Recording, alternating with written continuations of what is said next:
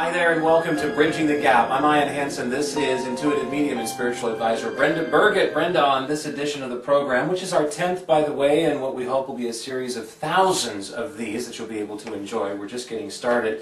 It's a bit of a milestone though, and today we're going to bridge the gap between our own desires and the desires of others, in particular loved ones, and kind of sort out maybe what it is that we really do desire for them. We're going to really analyze the thought, well, I just want what's best for them, and our first question today leads right into that.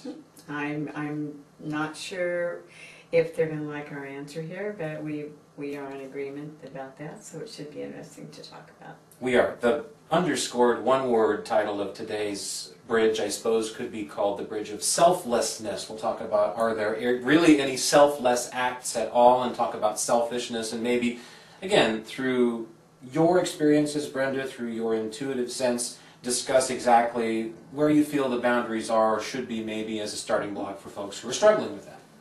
Let's see what happens. Okay, sounds good. And again, we should also say at the outset of this program, since it is episode 10, that we want to thank Shuffy for all of his technical support since episode 1. He's been here from the beginning, folks, and still hasn't been on camera. Give him a little inchy poo, like a finger. Hello. Hello there. There you go, perfect. That's part of Shuffy. We'll get more of him on camera as time rolls along.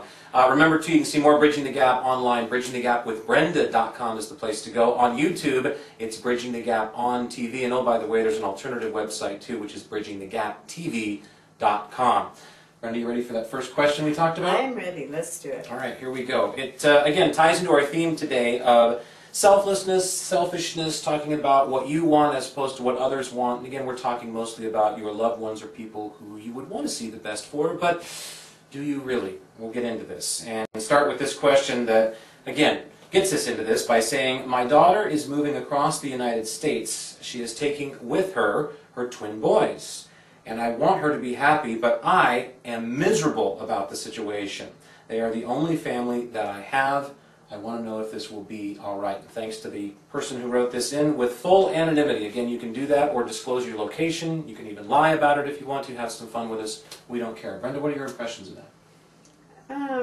There's a very carefully written question. I think maybe this person has listened to me before because I know who she is. And so she's very careful not to say, she's wrecking my life. These children will need me. I think they're making a mistake. So that's what comes through with the real intent of the question. It's a good move. It's a very good move for the daughter. There's a job. A very good job. And she loves her children. The children will be well taken care of. I actually see this job not lasting more than about 4 years. And then she will be back closer to the mother.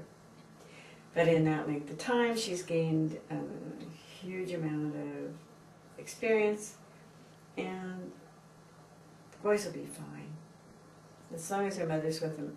This is a single parent, and I can understand the mother's worries, but the mother has been way too close.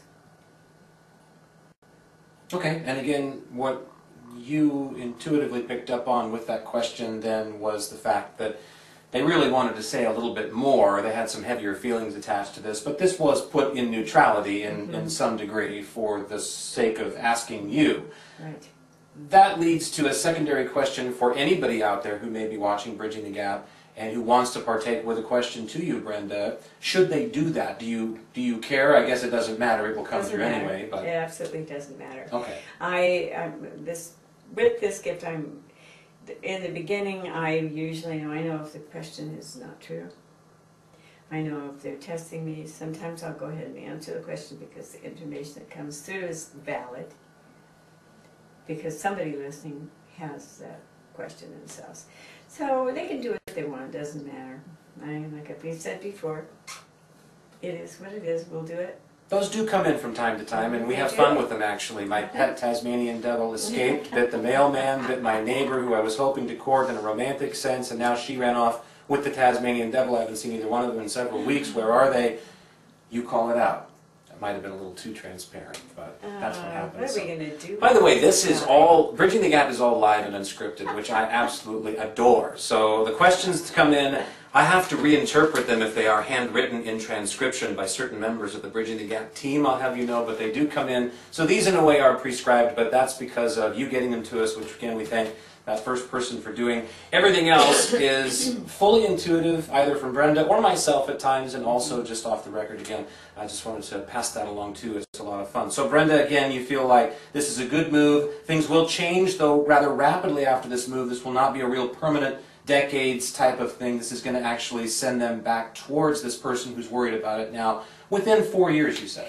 I see 4 years, and that's normal. That's longer than I normally see. I was about to say that, because typically you talk about it being 3 to 6 months, sometimes a year at most. So why with this one? Is there any rhyme or reason to how that comes through you? Absolutely none. None. Okay. Interesting. It is interesting.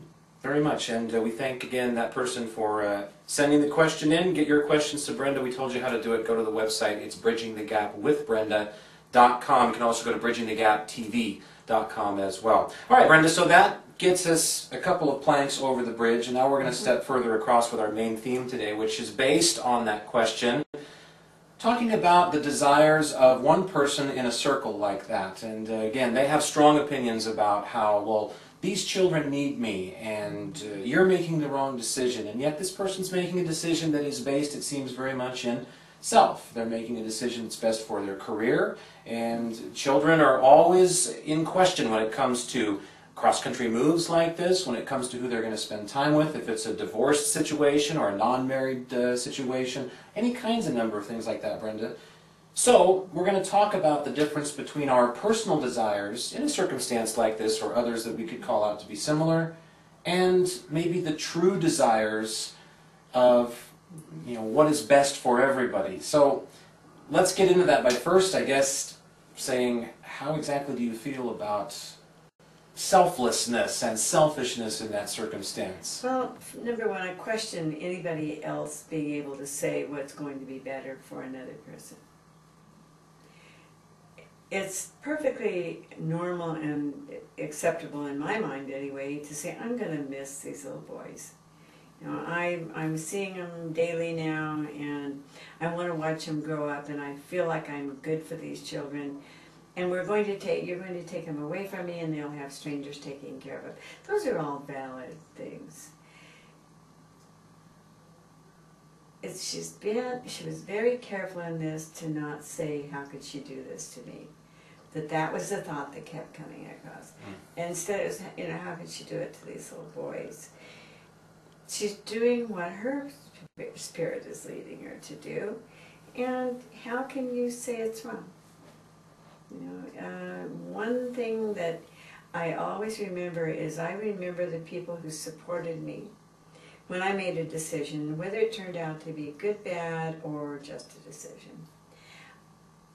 I remember the people who had an opinion that didn't make me happy, and it didn't work for me.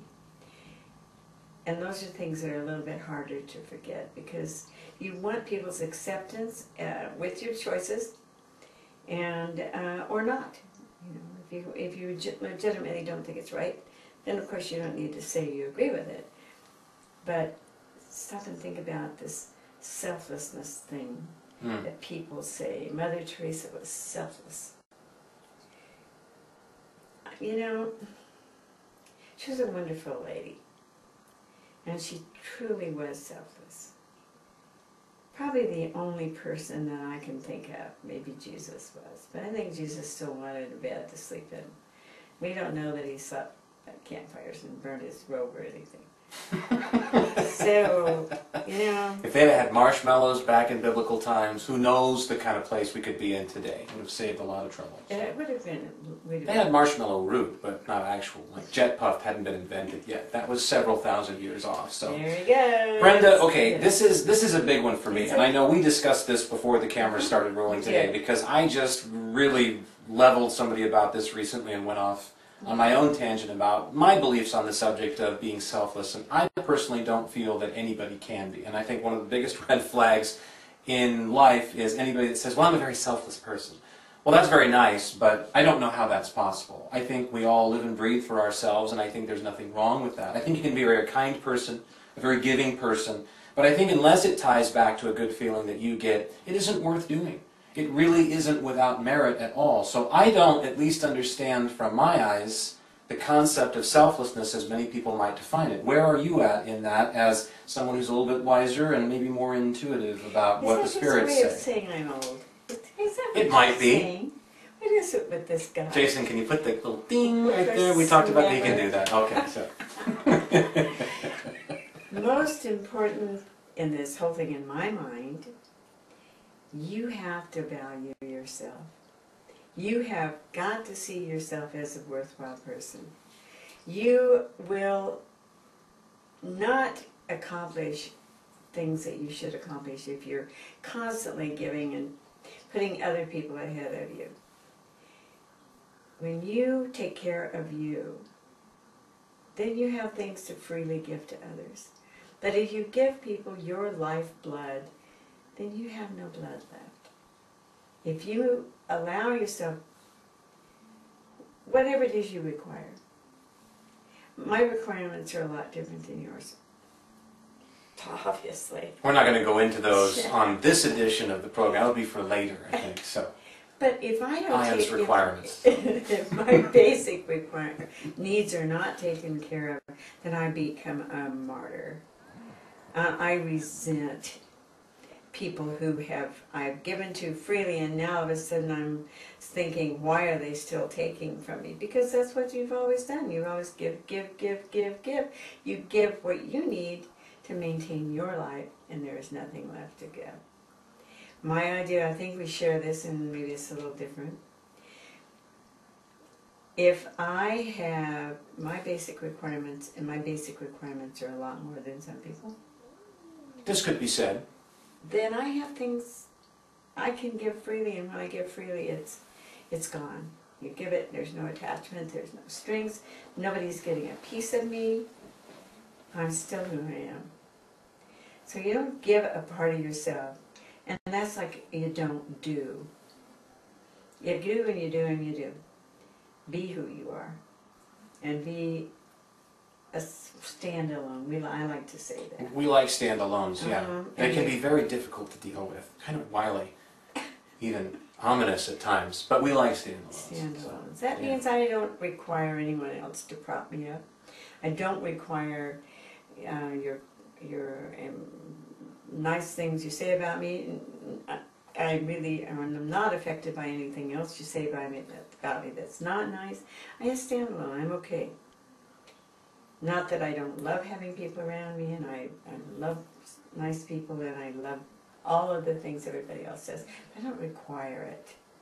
Well, not everybody is built like that, Brenda. And going back to this selfless camp again, it seems to me like there's, in a family circumstance, and we'll use moms, for example, because they're always underappreciated, I think, because they run around and do the chores and the shopping, and they probably work in this day and age too, a lot of them, just to be able to make ends meet, because everything's so expensive. My goodness, have you seen the price of like mayonnaise lately? Holy smokes, it's gone through the roof. So they're always out there running around, and they may be giving a lot of their time, more of it than they need to the family unit, to children they have, or to a husband who has to have his steak a certain way, or maybe the guy's not real super nice, or who knows what the deal is there. You're going to see two different people, it seems like to me, in that circumstance, Brenda. You're going to see somebody who never says a word and who goes about it every single day and will for year after year after year until they're dead, until it breaks them, or until they just are finished with it and they move to a different place in their life. Or, as you said, you're going to find that martyr. You're going to find the person who talks about how much they do for other people constantly. And they're never appreciated. Right. So it's when you can give to somebody and you don't need their appreciation that you're giving, truly giving, without strings, without any attachment. You give what they do with it, they do with it. You're gone. The minute it leaves your hand, it's no longer yours. This could be a very unsavvy professional move on my part, because we are looking to take this program to perhaps a higher level, and although the folks who produce the Ellen DeGeneres show, we'd love to talk to you, I have a little issue with her. Do you? Well, and it stems back to several years ago, and I'm gonna talk about why I say this too, and you make your own conclusions, draw your own conclusions on this, I think, and really think. And Brenda, I'm interested in what you would have to say about this too. You remember the fella in the New York subway who happened to see a mentally challenged person fall onto the tracks, and in a branded selfless act, he jumps onto the tracks and pulls him up right before, I guess, the 3:30 pulled into the station, right? And essentially saved the kid's life, right? Okay, who knows why in the world he was compelled to do that? Because others were no doubt there, and they stood right on the causeway and they watched. Yet he jumped down and put himself in the line of the trolley and picked up the person and carried them to safety. Now, I love that because I think it needs to end right there. I think one person stepped in and helped somebody else, and that is all that needs to be done. Ellen, on the other hand, decided that he needed a brand new Lincoln town car, Continental, or gave him some big $50,000 Navigator for him and his kids, and all these prizes and gifts and things. That bothers me. And it doesn't bother me because someone did something nice in return for him, someone said thanks. It bothers me because I don't want my world to be one that I walk around in where I'm going to do nice things for other people because it may get captured on video and others may shower me with gifts for it. That to me is a world I don't want to live in. So where are you at with that? And again, we love you, producers of Ellen, very much, if you want to talk to us. So. Love me. Hey. No, love me. Love me. Where do I stand on that? I think the fact that she wanted to reward this person, she has her own agenda, I never questioned that at all. And I was just like, okay, do it. Would it have made it a little more noble if somebody had not rewarded him? No. It still was a totally selfless act. All of the trappings and everything. Here's where I like my wisdom. We're not going to talk age in here. Is when I don't really care how she handled that, and I don't have to get upset with her, then I think I'm maybe getting it for me, not you, for me. It's not important to me what she did for someone else. It made good press. You know, I worked for her show, and he got a Lincoln out of it. Who cares? But, on the streets of New York, a Lincoln is $5, and that doesn't buy you very much in this day and age, so this kind was much better. So it's going that extra step, that extra thing in your own mind. Do what's important for you, and I'll try not to judge you. All right, well, let's boil this egg back down again then. And it's really not that I'm upset with Ellen over this. No, I just felt like, gosh, you know, for me, why trivialize a perfectly good deed? Why not just... Because true charity, if you know anything about it historically, the wealthy would blindfold themselves and ride through town with all of the coins hanging off of bags on their horses, and the impoverished would grab what they needed. They would take what they needed, and it was done with complete anonymity. Keys to a Lincoln. Well, so again, I think I'm a little concerned about how are we treating a noble act, because we also have, and again, I am not a warmonger by any means. In fact, I'm so anti-war in the military we don't even want to get into that. But we have men who have been shot at, who have been crippled, who have gone to war, who have fought for this country, other countries, and they come back and they get a medal pinned on their chest. They certainly don't have a navigator waiting for them at home. So where's the balance there? I don't know. I don't feel like we need to get into that. What I want to go back to is, okay, he has no clue he's going to get something for this. That's obvious. So that's not the motivator, and that's what I want to avoid in our society. Being the motivator is that this is going to be some kind of a viral thing and someone will send in money. He did this seemingly from a point of selflessness. Was it really selfless, Brenda? He saw someone in need. Did that fill a hole, a tiny one even, in him to commit that act to save that person? Or was it truly beyond self? I think that's the big question I want answered, and I hope that maybe that's what you're ticking on to. It could be all of the above. All of the above. And it could be a different circumstance where I have done things. I have ripped my child out of the road to keep him from being hit by a car. And then I stood and watched somebody being beaten up, paralyzed. I could not move, could not do anything. So I have, you know, it depends on what's going on at the time, where your head is. Nobody plans an act of bravery, do they? That's very well stated. Exactly. I don't know that anybody does plan an act of bravery. And if they do, they have to set it up and knock this poor guy on the tracks to begin with, right? Okay. If he had thought about, oh my gosh, somebody's in danger, I'm going to rush out and save him, the guy would have been hit by a train by the time he thought that through. In my mind, it was like, I'm here, grab, get out of the way, and then shake later. I have done, and like I say, I pulled, you know, one of my children out of the front of him. Probably wasn't going to kill him anyway, but it might have dented him a little bit. Her children are all grown up now, and this was investigated thoroughly, and there were no charges filed. So no, it was not my fault. I learn new things about Brenda all the time on this program. You think I already know about? No, not at all. So I don't know. It depends. You know, when you give your energy to... Well, that was your child too, though, Brenda. So that could have been a mother's instincts. I mean, but this is a total stranger. You know? And like I say, I saw a person beating up another person. I could have stopped it, and I was paralyzed.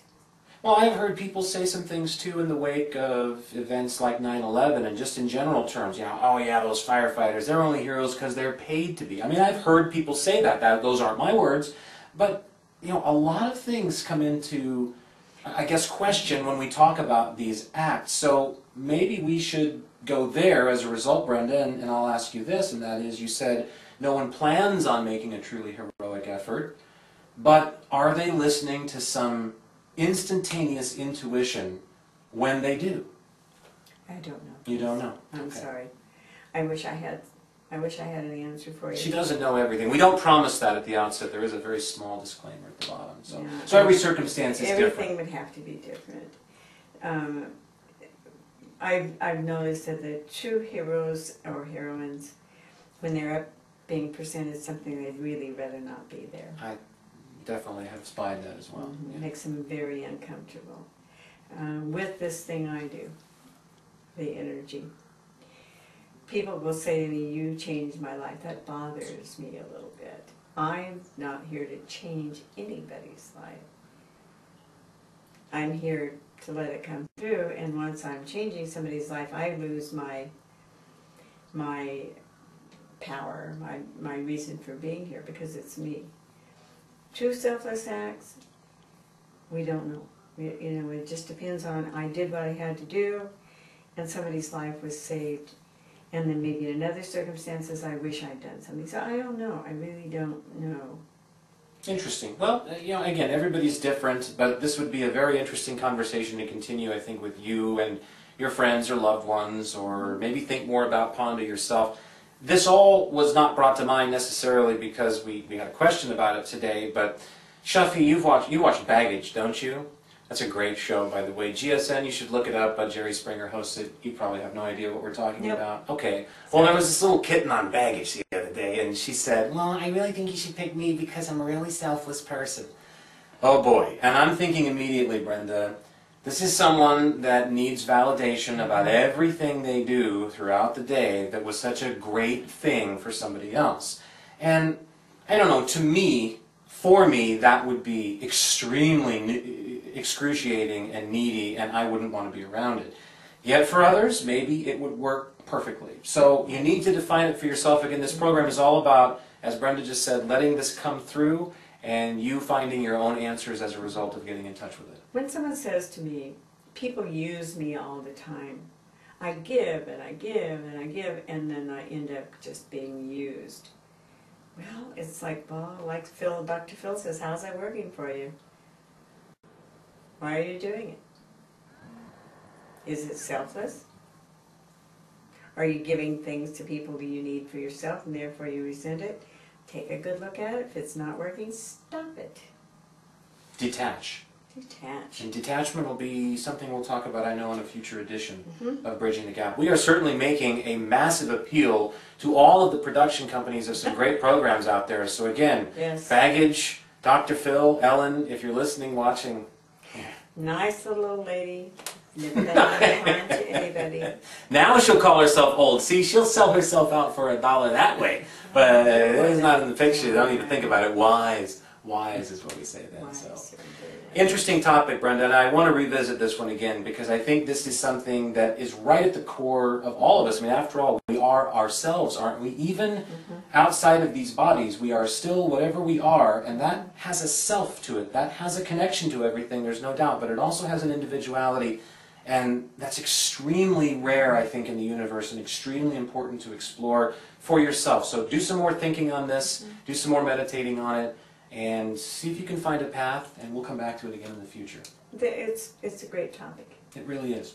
Ready for another question to I'm close ready. Bridging the Gap today? All right, episode 10 will close with another question from Brenda Burgett. And I had to also, do you see this at home, what I have to deal with, the transcription?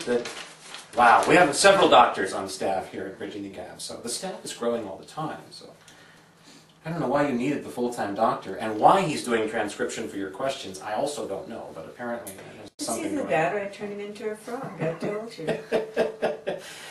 Next on Bridging the Gap, toad licking. Does it really make you see the afterlife? I don't Hey, know. you know, there is a town in Arkansas called Toad Lick. Yes, there is. I have heard of it. Toad Lick. I drove right by the yes. sign when I was visiting with my parents. Toad Lick. Yeah. Conjured up all kinds of very uncomfortable thoughts. I love this show, by the way. I don't know what I would do without it. I don't know what I ever did before this, actually. Stay home and do the dishes. I promised your wife you would do. You know, while I'm thinking of it too, I do not want to forget this. So before we get our last question today to Brenda Burgett, I do want to say on the day we're filming this, even though I have my spirit mother here, my actual biological mother is celebrating a birthday today. And as always, it goes with an undisclosed public number of years old. So happy birthday to my biological mom. I have lots of spiritual moms too. Even this one, this wise one that I have to sit next to here. Yes. So, you ready for this question, Brenda? Yes, Sam. Okay. It comes in again with complete anonymity, and again, that's fine if you want to get your questions to Brenda Burgett. Do it to bridgingthegapwithbrenda.com, the place to do so online. This one reads as follows. It says, I have a reoccurring dream about being someone else. And in this dream, I am able to turn any plant into a life-saving drug. Wow. It's an AstraZeneca dream, isn't it? The drug is usually marijuana, which, by the way, I also take in tincture form. I have severe arthritis, and it makes my life easier to cope with the pain. Are my dreams about another life that I have led, or something else? What do you see? What do you see, Brenda? Well, in this particular case, the lady has led many lives. And when she actually asked this question, and I tried to write it down, what kept coming to me is she's right. All plants have some basic similarities. I think all plants, weeds, or whatever, probably have some medicinal purposes. And maybe I don't know that much about medicinal marijuana, but maybe someday we'll find out that everything can be, we take a dandelion and make something that works for people. They're doing it anyway. This is not new stuff. This woman has lived many, many, many lives, and in her case, I know we would open up a can of worms here, but I think there's so many parallel lives going on with her that she can step into any life she wants at any time. Wow, really? I'm just reasonably sure. And when she asked me this, I said, when this other person appears and you feel like it's you, what kind of clothing does she have on? Mm-hmm. And she said, well, the same old stuff I wear all the time. So, interesting. I don't know. Fascinating. In this day and age, what does that mean, too? The same old stuff I wear all the time in 2012 could be... polyester pants and a hummingbird shirt. Yeah, or full-on patent leather with a whip and a Catwoman mask, or perhaps like you look like Tila from He-Man and the Masters of the Universe or something. I don't know. I mean, there's all kinds of things. What I was thinking about with this, Brenda, is if you know anything about the history of marijuana and at least what botanists tell us about it and where it comes from indigenously in this world. It's from Central and South America and was brought up to North America actually later on in the 20th century. And the story about how it proliferated to be California's now #1 cash crop every year is quite fascinating, and why the Dutch took to it so handily and all of that. You can do your own research. So I was wondering if maybe there wasn't some form of Central or South American native connection, Aztec, Olmec, Inca, Maya, something like that. Do you see that at all? I see so many lives with this person. I see so much connection, and you've met this person, and we have talked about what you see in her and what I see in her. And she very definitely could be Native American Indian or South American Indian, and you know now who I'm talking about. I already knew, I think. So. And she yes, could be native off of this planet, actually, as I think. So. Yeah, that would make a very good discussion. Eventually, we'll get brave enough to talk about that. We promised actually some UFO extraterrestrial activity here soon, so we better deliver. But all right, so you are seeing these as dreams that she's having of past lives, then, this reoccurring dream. Does this mean anything to her? Should she follow this? Lives, well, she'll figure it out herself. She does that. We have this mutual thing where we bounce things off of each other, and the fact that she asked me will trigger something, and she'll have her own answer, which is what we're here for, is to get people to go inside, let them answer your own questions. If we can say something that might make you think, that's okay. The psychic things that come through, the intuitive things that come through, on this one probably, I've said parallel lives. Parallel lives. We need to talk about that as well. And that is, there are several lives going on at the same time. There's a belief that you can jump from one life to another.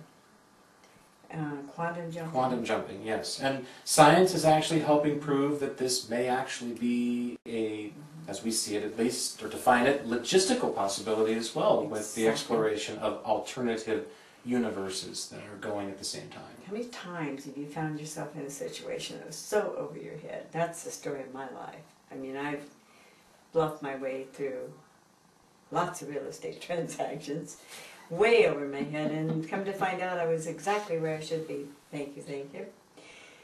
But all of a sudden you need a more legal hat, or you need a more submissive, whatever. You find yourself going into this. What is that? Is that another life? I don't know. You've never done this before? You've never put on the businesswoman's hat, and yet you find yourself playing with the big boys? Why not? Well, it's fascinating stuff, and again, we thank this person for writing in this question. If you want to get yours to Brenda Burgett, you can do so. Website is bridgingthegapwithbrenda.com. You can also find the same website via bridgingthegaptv.com. On YouTube, it is Bridging the Gap on TV, and we hope that the gentleman that has Bridging the Gap TV in Ghana as well, because he took what we really wanted. You could sell it to us. We would actually. We've got some money now, so we might be able to pay off. How much? Like $1 in Ghana dollars is how much? Well, I don't know. How much medical marijuana could you buy for one? It's not marijuana down there, it's Marigana, actually, because they are in Ghana, actually. Okay. Yeah, that's where it's at. Yeah. Brenda, this was fun, and that's the whole design. And again, the whole design of this is for you to find your own answers. And also, if it seems like I have a staunch opinion, that can change, because I'm a very mutable person, I feel like, in that way. And I just love the exploration of these questions so much. So it's a real honor to be able to host this venue. And Brenda, it's great to work with you, and we're going to see you for Bridging the Gap episode 11 in a very short amount of time. Yes, we will. 10 down, many to go. And many, as long as you don't insult our wonderful cameraman, and he does. Insult him, he does a great job. So. What do you think? Shuffy, do you want to put a different finger up there this time? Or, you know, Inchy? Inchy. There's Inchy. Hello, Inchy. Hello. Oh, he's facing the camera. I have told you boys over and over again, quit playing with the equipment. There's you a good look at Inchy. So, Brenda, see you again soon? It's been fun. It has been fun. And again, for Shuffy, Inchy, Brenda Burgett, I'm Ian Hansen. And until the next time here on Bridging the Gap, enjoy your existence. We'll see you soon.